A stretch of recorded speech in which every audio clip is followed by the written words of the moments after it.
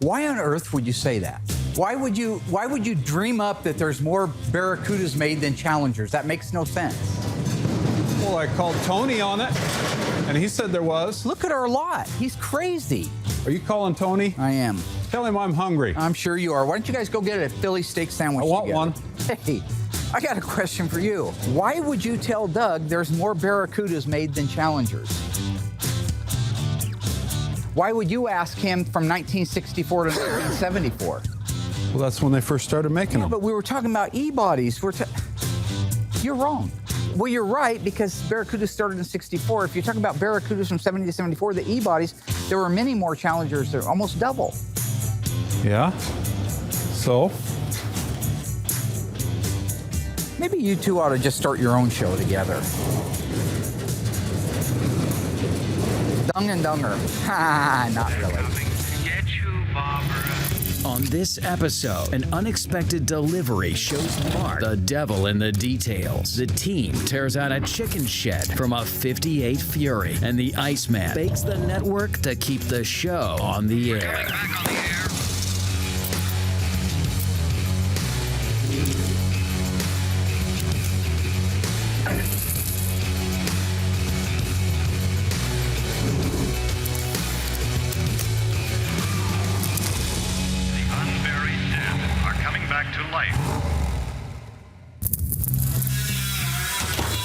Hey, Rod.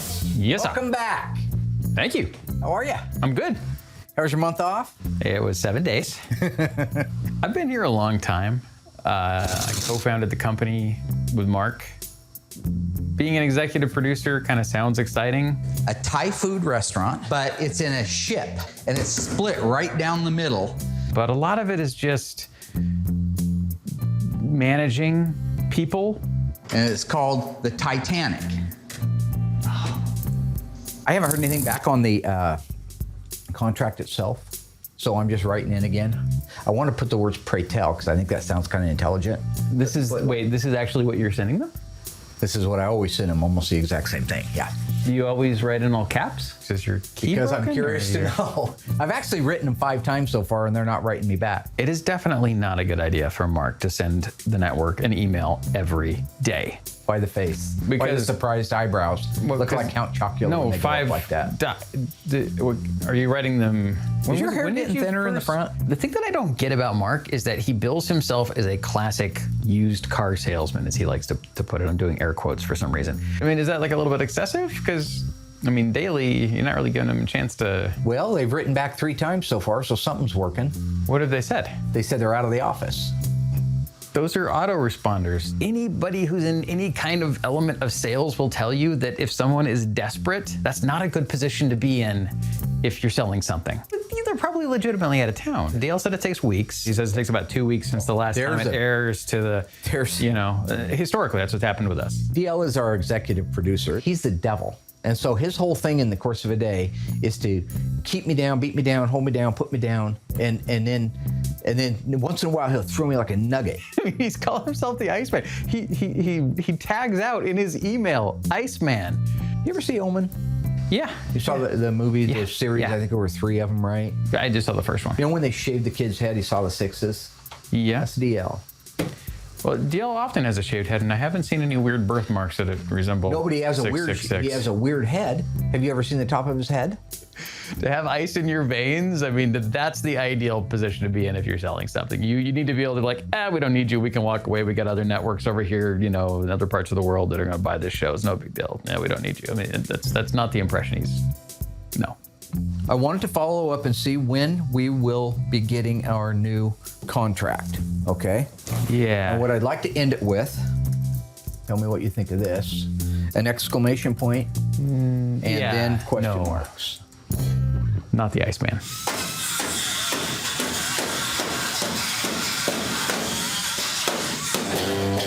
So we have our Daytona that's already been pre-painted and all jammed.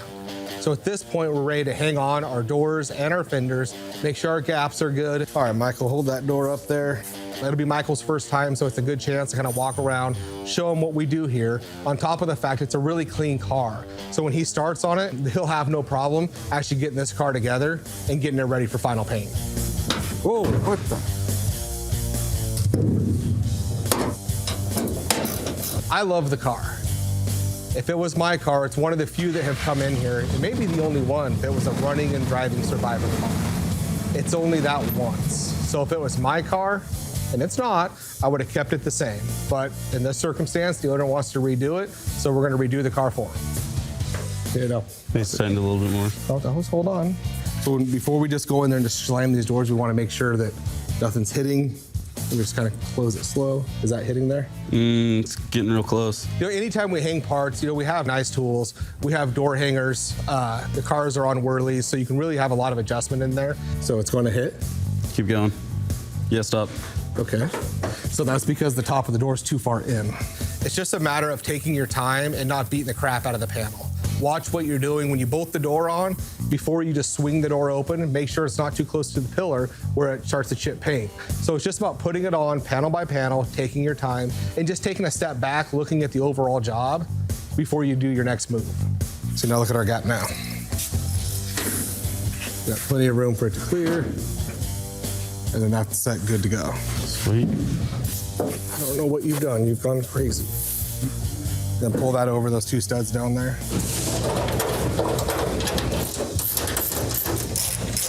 Okay. All right, so that gap's nice and consistent. I think the gaps look pretty good. And so yeah, let's grab that jack, 2x4 and a brick. We'll jack it up. Hey everybody, come on up. I want to show you our new parts room. Alyssa's been working hard at this along with me. Into the foyer.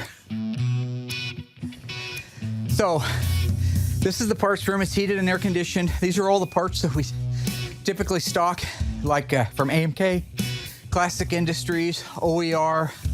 Are you okay, Dad? You're breathing really hard over there. Yeah, well, maybe if I didn't just climb to the top of the Space Needle, it would help. So my name's Alyssa Rose. I'm Mark Warman's daughter. I have been working here for like forever. Yeah, well, maybe if you didn't put the parts room at the top Well, it of was the the only Space Needle, place it would help. we had that we could do it. So I brought that in. Well, I don't know how I would describe him, but I know how he would describe himself. So, words of Should wisdom. I call an ambulance? Ain't about how hard you hit, it's about how hard you can get You're gonna hit. make it all the way around the corner? I'm doing fine. Okay, he thinks he's Rambo, Rocky, Mel Gibson from the Lethal Weapon days, John McClane back in Die Hard. Goodyear Polyglass E, F, and G 6015s. Over here we have more parts that we stock here. A lot of this stuff's Tony You guys can put anything in there. D'Agostino stuff. Steven Seagal from whatever movie he was in, but before, you know, got fat. Clint Eastwood as Dirty Harry. That's why are all the parts away. Because what I don't understand is stuff sitting out. What are you talking about? talking Why about are the you $50 up million here? And I don't know, who does he say he looks like? What's his name? Oh God, he's a big actor. He's from Analyze This and Analyze That. You know who I'm talking? Robert De Niro. Robert De Niro. There's not They haven't been put 50 away, and why million. is this room such a Okay, mess? that's what I'm doing. Okay. It's a process. Okay. You don't understand how much time this Yeah. takes. Do you It's a lot remember- of work. Is this my dream job? No. You ever see The Hills Have Eyes? It doesn't matter. Well, it does matter, because if you don't do things right, things Is it happen. this? I'm doing it the right way. I've definitely learned a lot managing the parts department up here. Getting to work with the sheet metal and learning the parts numbers and going through the catalogs, I've learned the most Oh, about the hey, cars being Alyssa. up here. Hey, How you doing? good. What's up? The McAllister truck's here with Coronet. What? It's here now? Yeah. No one ever tells me anything. The unburied dead are coming back to life. Oh, look at that. That's great. So basically, once we just kick this part out at the door, this side's done. And Mark's gonna love that. Go ahead and we'll lower the jack down, get this door open, kick that door out, and we're done with this side.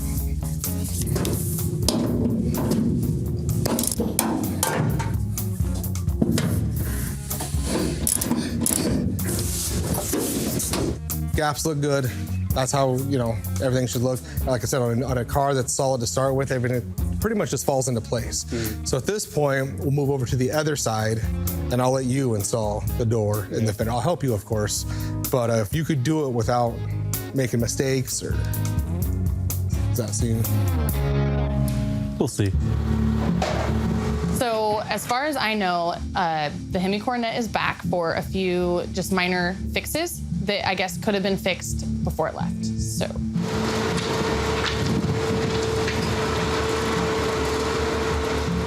I really don't know much about the Coronet.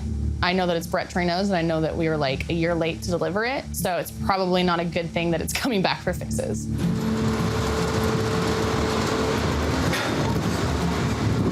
As sad as I am to like see it back, because I know that means problems, it's actually kind of a bittersweet feeling. That was the first car that I did metal work on. It's where I learned all of my grinding and everything. So, and it's one of one, so it's hard not to love that car. Hey, Brett. Good. How are you doing? I know he doesn't show it, but having a car come back, he has really high expectations for the shop and for himself. So I know that it has to bother him. I'm sorry. I'm sorry. I'm just going 100 miles an hour in different directions. You know, the thing about Graveyard Carz is I built it up over the years to be where it is today, which is renowned as one of the top Mopar restoration shops in the country, maybe in the world. So when I have a phone call from somebody, especially a friend, where he's saying, hey, this isn't up to your standard, it has some problems. I mean, it's not easy for him to make the call. I know, I wouldn't want to make it, but in business, I want to know about it. So it's not like I'm unhappy or sad that he called me. I'm just rather depressed that it happened. It shouldn't have happened.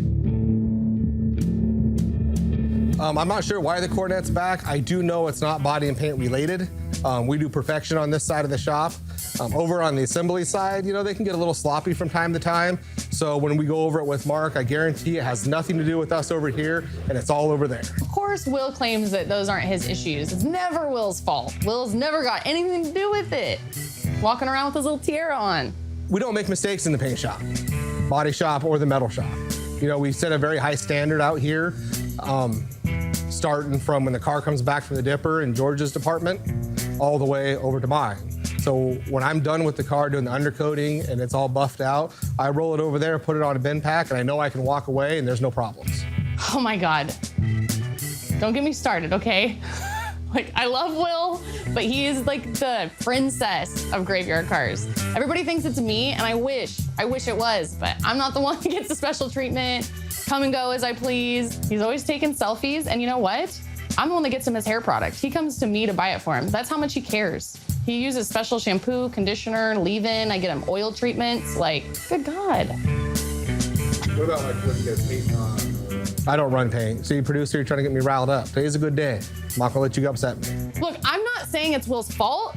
I'm just saying it's kind of weird that he's got to paint every car twice. All right?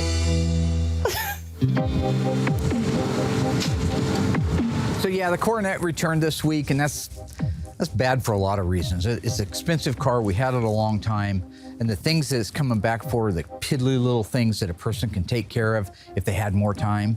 So that's a big black eye. We have Christine that has to be completely disassembled and inventoried. You don't just rip a car apart. First off, it's Christine, so it's evil. It's my own hypotheses there. A big Stephen King fan. But on top of that, you've got to inventory every single part that came off of it, put it in the right box, and make sure that it gets delivered correctly to the correct subcontractor who's going to be doing the anodizing, the nickel plating, the chrome, the zinc, the black phosphate, all these things, because we restore cars to OEM, so it has to look OEM, original equipment manufacturing.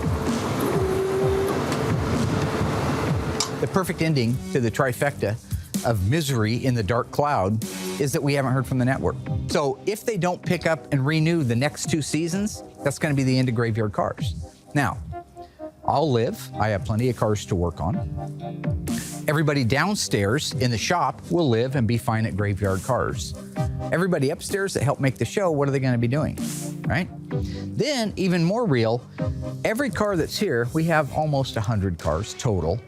Now, 30 of them are disassembled and in process, and the other ones are waiting to go through.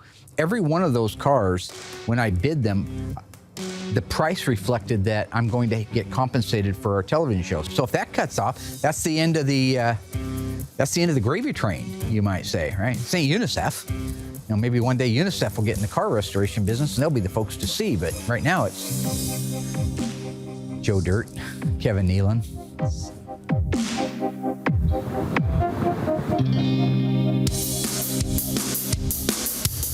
Christine. 1958 Plymouth Fury. This is the car I decided would be the car that would best represent this third generation 426 Hemi, groundbreaking, amazing, and quite frankly, evil engine. I found a 1958 Belvedere two-door hardtop.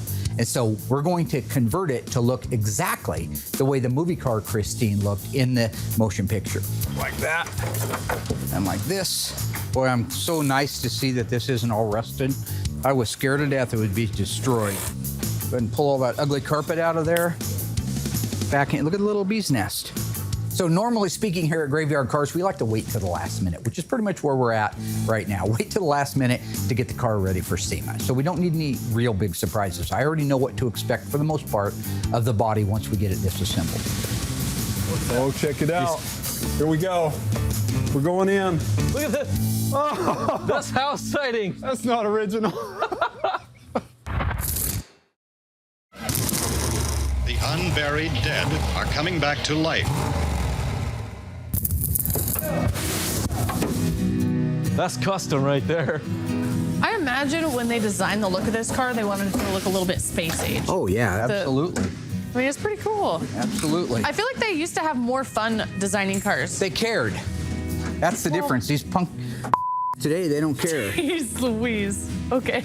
Well, I don't think it has to do with caring. I think it's like making a car today. Like, I think that our culture has changed. I think that, you know, we're just totally in a different time. Yeah. And money and cost and all that. Just a different time, but we don't make cars with the amount of creativity that we used to. There's We don't the have punk factor. So I don't think it has anything to do with anybody being a punk dad. I just think.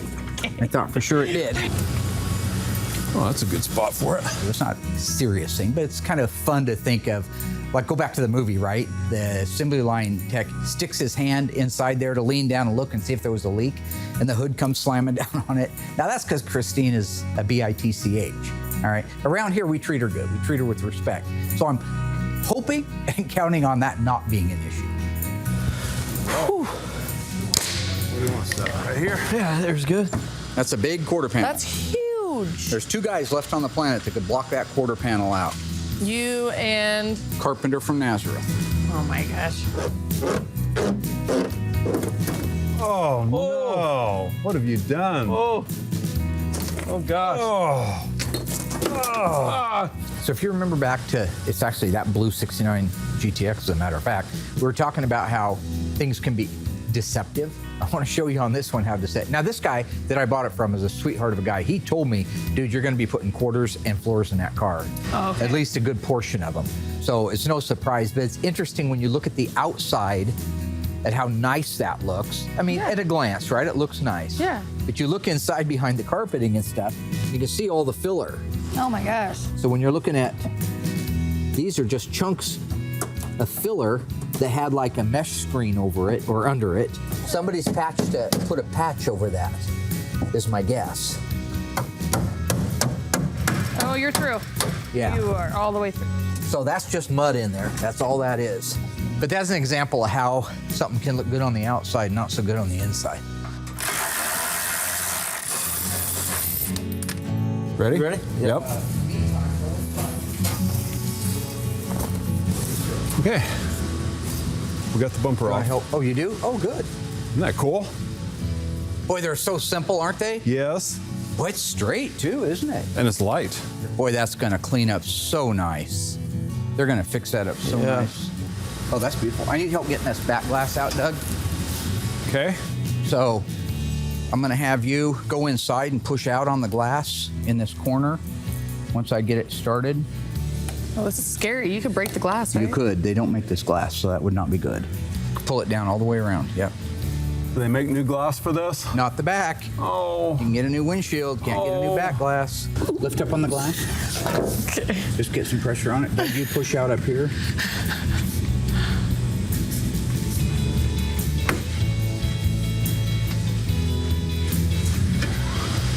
Fantastic. Wow. Yeah, that's great. Boy, that's heavy. Jeez. Hey, Justin, do you believe in ghosts? Not at all. Do you? You don't think this little girl's possessed? No. You don't think she's gonna be haunting me tonight in my dreams? No, but some of the other cars here are. Haunting me? No, possessed. haunted. Why would anybody be more possessed than this one? I don't know. You sound kind of scared right now. I don't believe in ghosts either. But I love ghost stories. Nice. Sweet. 2 pieces. Yeah. Will they separate? Look at that. Look at that. Nice. Oh, man. Look at these fenders. They're huge. I don't know where we're going to put them.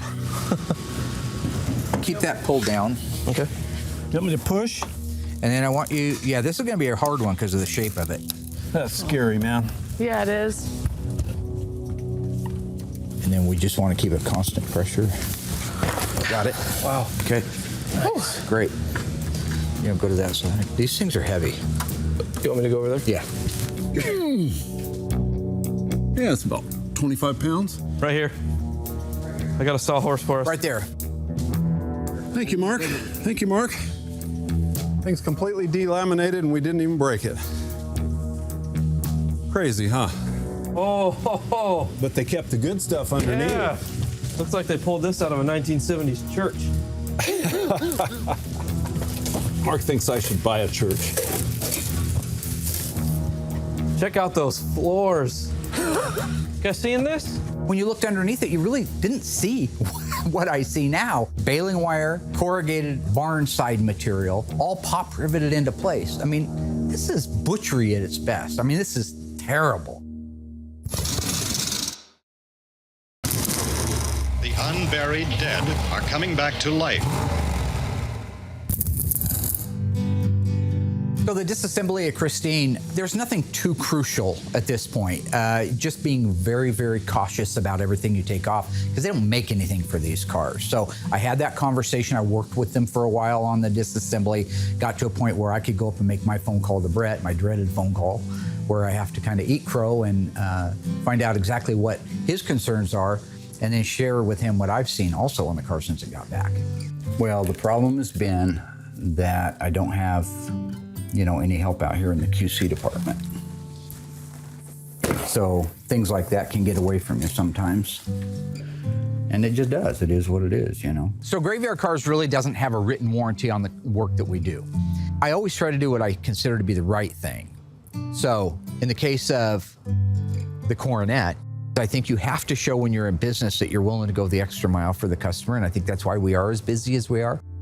A lot of the problems with the car are because of paint issues, and they're little, right? It's not the big picture, it's the little stuff. I've got 50 areas that need to either be buffed, wet sand buffed, touched up, or in the case of, I've also got beauty rings. Maybe if Will helped anybody out. cared. Maybe. What are you Help doing? out with what? Well, I'm so glad you asked because I do have a solution for this issue, and I think that we should put Will in charge of it. Print the label? Did you see this thing came back? It's not paint related, so. Well, I think it might be. I think we should put Will in charge of it because he's only got one job and I've got 20. So I think that he has more room on his plate than I do. There's no, my side of the shop's good. I have Your an idea. side of the shop just cost your side of the shop $1,800 to get the car here. What if you did a walk around the car right before it left? All I'm saying is somebody needs to QC this stuff. I agree. Like I Will. could not agree more. 150%. I You need agree. to have somebody over here that goes around the whole entire car, has a little checklist even, and just looks I for little agree. imperfections. You want to do it? I don't have time to do it. You have plenty of time to do it. Alyssa and I have talked about, having a QC person here. I don't have the time. There's just trying to manage the metal guys, the Bondo guys, make sure myself and my helper do a good job is a task in itself because we're constantly juggling a lot of cars. You got a parts room. No. That's all you It have doesn't a parts matter. room I don't want to do it. I've Well, I don't seen have Death time. Wish. I I don't want a bullseye on my back. Well, I'm not. Good. Alyssa has the parts room. And then it starts there, and then it stops at parts room. Okay, so we can all three agree we need a QC person. Yeah, I agree. So Yeah. I'm Okay. pretty well slammed back there, but you do have the parts room, so maybe that's Oh, something you can please. step up and do. I trust Will. I've trained him. He's worked with me forever. I brought him in. He was just a kid. He was still in high school. So it's hurtful when I think they didn't take the time to make sure and protect our interest as having the reputation as the best in the world. And I'll get back to you on the car, boss. You'll already see a hood down there, and you won't need a magnifying glass to find the spots on it.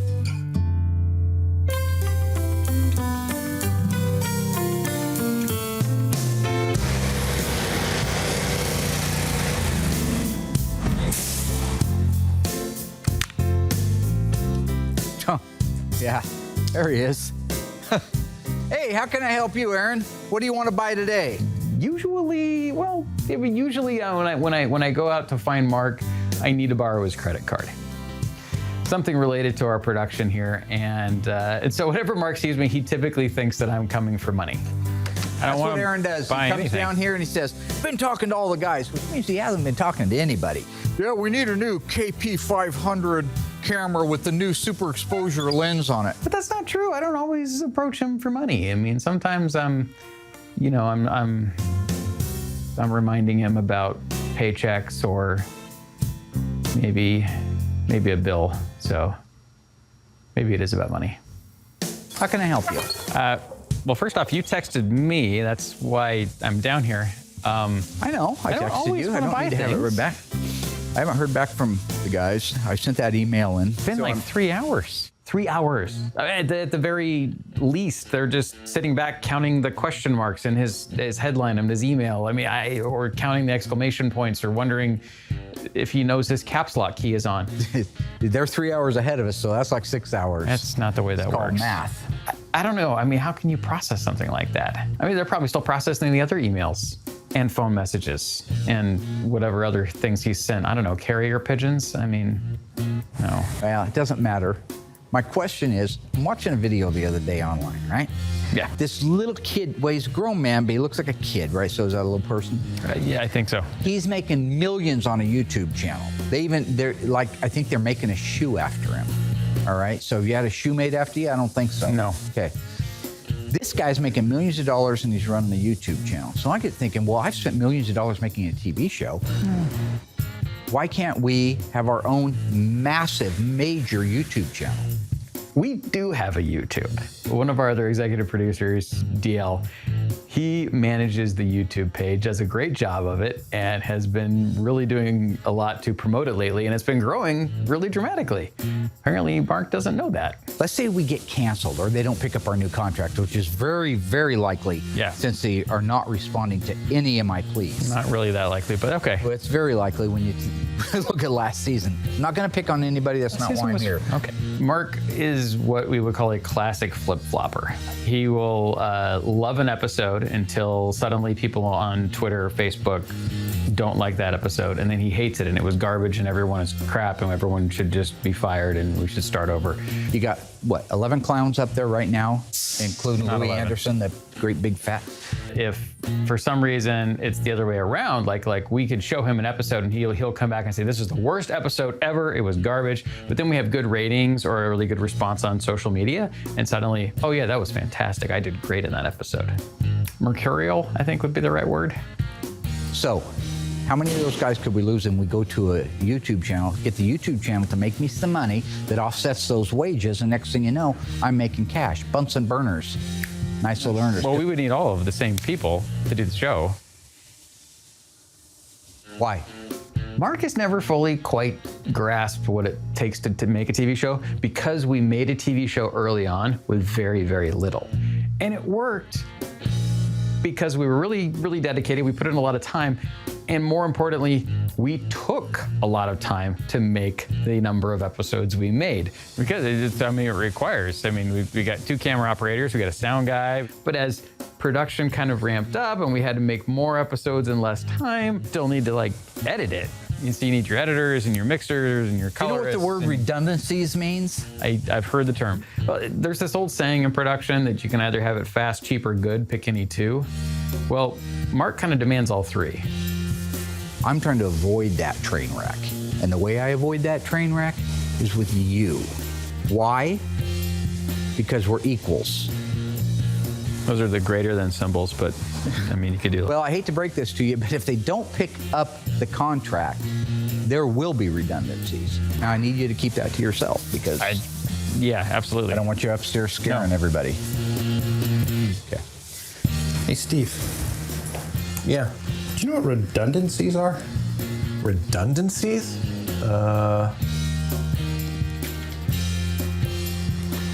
Hey, Aaron? Yeah. Are we getting laid off? No. Why? Why would you think that? We heard that there were redundancies in the production department, and well... Who told you there were going to be redundancies? What?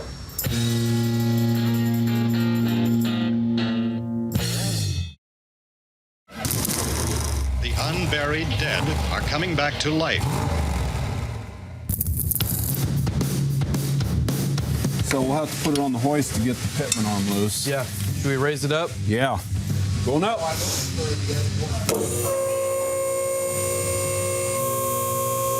Right there? Yeah, I think that's good. Got your impact? Yeah. There we go. Piece of cake, right? We call that a pickle fork. There we go. I got it. You got it? Yep. Oh, man, look at that. This car's falling apart. There we go. So we can lower back down now, huh? Cool.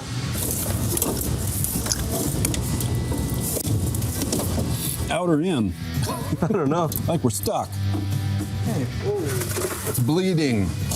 Caught on a brake line. There we go. Oh. Whoa. Whoa. There we go. It's spurting. Got it? Yep. Gory tear apart for a gory book. I guess we can get our dash out now, huh? Yeah, we can. Lower it down, roll it out, pull the dash. You're sure we're not getting laid off? I just had a totally 3 months ago. Mark was very careful to have me swear that I would not reveal his concerns about redundancies. Unfortunately, he did not swear everyone to secrecy. I just got married 4 months ago. You guys are fine. You guys are absolutely fine. I reassured them as much as I possibly could, but nonetheless, I texted Mark. He'll be upstairs in a second, and they can hear from him. The audio guy. There's nothing to be worried about. I call him Little Tiny and, Dancer. hopefully you'll hear from the horse's mouth here. I call him a Little Tiny Dancer, the audio guy. I'm sure he appreciates He's like that. 5 foot nothing, 100 nothing. You know what I'm saying? What's up? Okay. How can I help you guys? How can I help you realize your future? That's one of the things I do if you've read the motivational posters. We have, yeah. And actually on that note, that's kind of what this is about. These guys need to hear from you that they're not going to be made, quote, redundant. Why would they think something like that? Somebody say something about redundancies? He said, you, Judas? Yeah. Yeah. Surprise, surprise, it's 4 eyes. So you were out. Information is knowledge, okay? So next time you hear something that I say is between me and somebody else, it doesn't mean you get to go share it with your friends. So, will be a redundancy. Why am I here?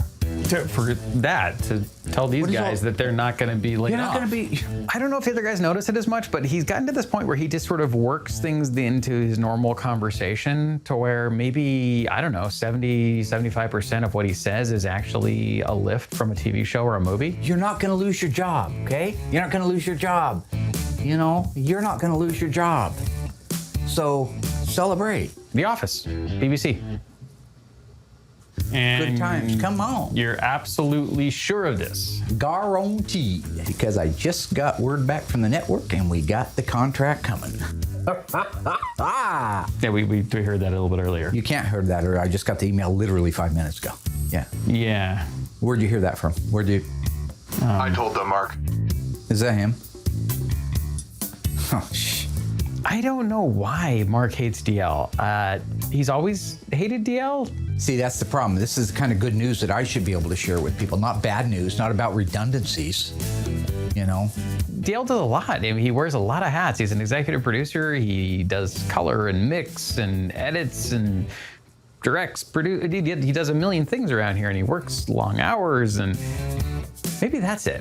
Maybe he works a lot, therefore Mark pays him a lot, and anytime Mark has to pay someone money, he hates that person. See, that's why I don't like him, okay? Or it could just be that he likes to insult them. Not the fact that the back of his neck looks like a package of hot dogs stacked up. So yeah, we're pretty assured that no layoffs. Good enough. You still on there, Deal? The unburied dead are coming back to life. The genie says, I thought you wanted a 10-inch pianist. You know, the play on words. That's good. Will, you know the genie joke? I'm aware. You guys, did you hang the fenders and doors? Yep. Mark. It's me and Will. Nice to meet you. Mark Worm, Graveyard Cars. First car? Nope. What do you think so far? Well, I'm loving it. Yeah? I'll give you the tour a little bit later. Got a greenhorn here, working with the greenhorn. First day. George, have you met the new guy? George? Michael, George, Adam? This is Steve. Oh, you've already met George. Yeah. Hi, Michael. Hey, Adam. Okay, do you remember when you told me to hire him 3 months ago? We sing about beauty, Guys, and we sing about truth. It doesn't matter. Complete Waste. picture on the cover of the road. Welcome to hell. Michael, 4:30. There is no tour. Michael, don't. You just keep doing a good job, and that's fine. The unburied dead are coming back to life. So when I left off on Christine, we were just finishing the disassembly of the body. Everything is disassembled, inventoried. We know what's going to have to go up and get anodized, what's going to have to get polished, what gets chrome, what gets yellow phosphate, zinc, chromate, and all that stuff. Those are all the pieces and the parts. Yeah, this grill's kind of cool. At a glance, it looks really nice, but if you look carefully, you can see that there's some bends, some tweaks, some rub marks in it. This lower one here, on the face of it, doesn't look too bad. But when you roll it over, you can see when they get smashed together and spread back out, they start looking like this. But I should be able to get these out, and then I can dolly and hammer it until this is all straight the way it's supposed to be. Then I'll send it up and I'll have it stripped and I'll have it re-anodized, and it'll look like brand new again. And these are getting hard to find. They're getting good money for them when you do. I think we're ready to lift. Ready to lift? Ready for liftoff. All right, let's see it. For me, one of the most exciting elements of this restoration is this is the first non-unibody Mopar I've worked on. You can't take a body off of a frame, although you see that written a lot in articles and frame off restoration on a 70 Charger. Well, that would be quite a trick since it doesn't have a frame. Ooh, it's coming on, look at that. Guys. We're free. Okay. First time in, That's cool. We've never seen that before. I haven't. 60 Have you? years? All in all, really, I'm just anxious to see what condition the frame is in. We already know what condition the body's in. Now, where are we at with that frame?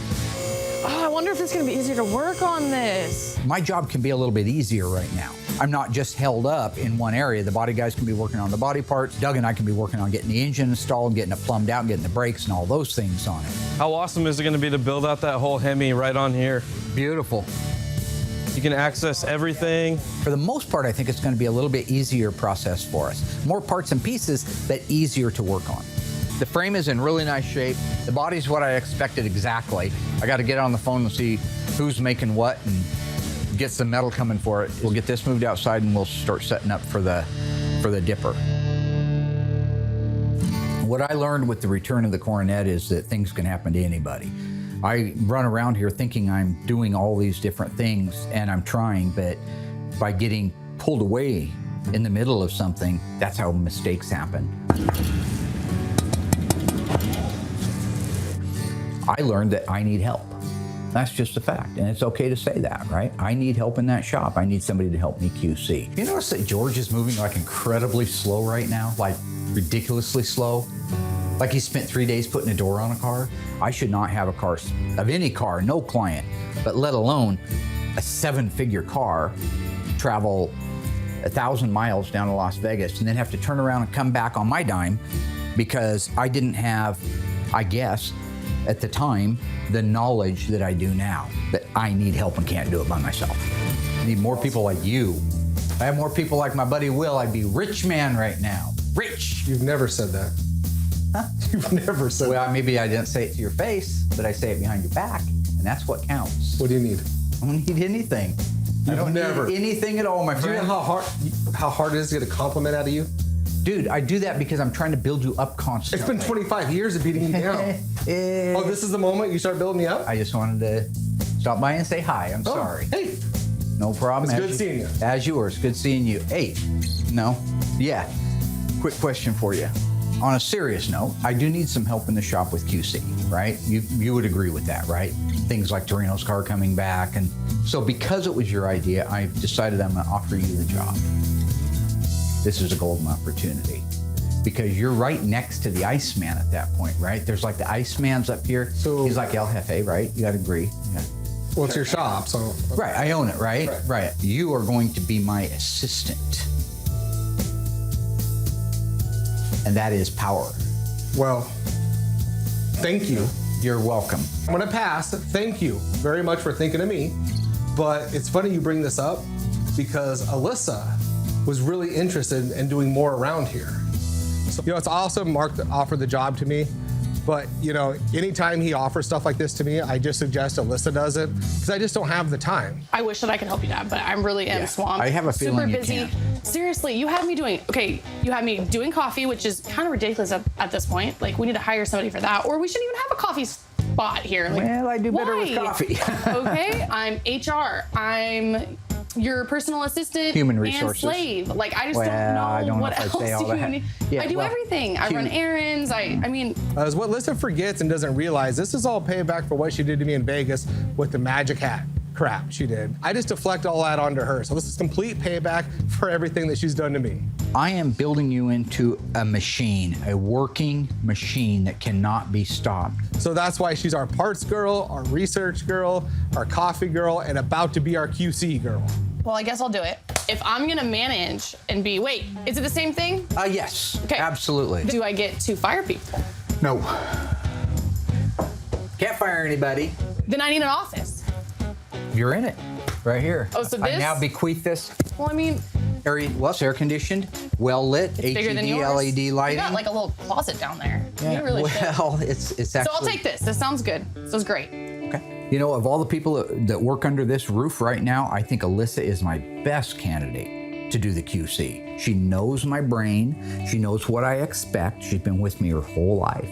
I think she will grow in that position, and it'll be a great help to me as time goes on. And at the end of the day, if she doesn't, I'll drop her like a bad habit. Apollo Creed, Rocky 1. Biblically speaking, you're my seed. Well. So. All right.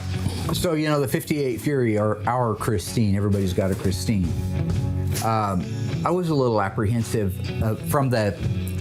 This is stupid to even admit, but like the superstitious standpoint. I don't know if like all of a sudden this is some hitchhiker from Christine the original that's going to cause problems. I don't want to die in a 58 Plymouth. But at the end of the day, now the car's disassembled, I see it's just like every other car. Happy to announce that I can check superstitious off my list of quirks.